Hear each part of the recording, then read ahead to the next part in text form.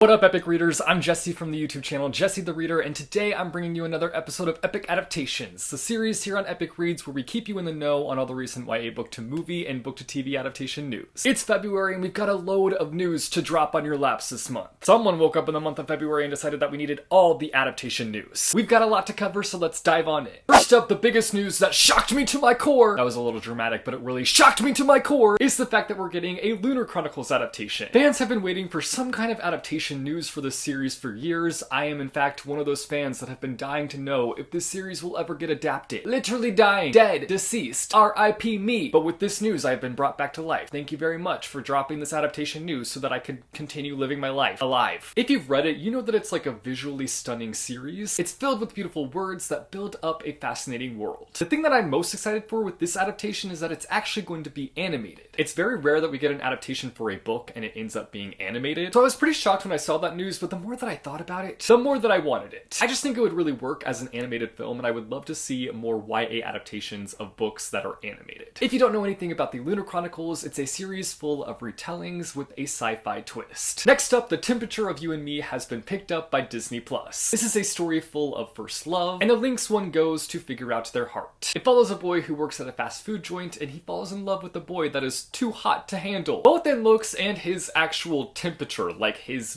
body heat. He got the heat. He bring the heat. This book sounds like a lot of fun, and I think it will be a really interesting adaptation to see come to life on Disney+. Next up, White Smoke by Tiffany D. Jackson has been picked up for TV development. I feel like not enough books in the YA thriller genre get enough attention. We need to give them more love, even if they give us the chills and thrills and keep us up at night. In this book, we follow Marigold, who has spent her whole life running from ghosts. When her mom's job moves them to a new location, Marigold is like, finally, I'm escaping the ghosts. But then they get moved in and things are not looking quite too good at this new house. Items are disappearing, doors open on their own, the lights turn off and on at random, and voices can be heard in the walls. This is all very concerning. I'd be moving out stat. That's for sure. Marigold must unlock the house's secrets to find peace, but she begins to realize that the secrets don't only live in her house, and that they're threaded throughout the entire town. This book sounds fantastic and spooky, and I'm excited to see the adaptation once it gets made. Next up, Goosebumps has been picked up for TV. Now, obviously, we have had several Goosebumps adaptations in the past. We had the OG series, which was just fantastic, and we had the recent movie adaptations in the past few years. But now the series is being picked up again for TV, which has me feeling all sorts of nostalgia, and I'll be excited to see how the series has evolved through this new show. I just really hope that they keep that iconic intro music because it's too iconic to be altered, and every time I hear it, it sends me straight back to my childhood. We had the smallest sneak peek at the upcoming adaptation for Vampire Academy, and it looks epic, fiery, and full of vamps. Well, I'd hope it'd be full of vamps because it is a vampire series.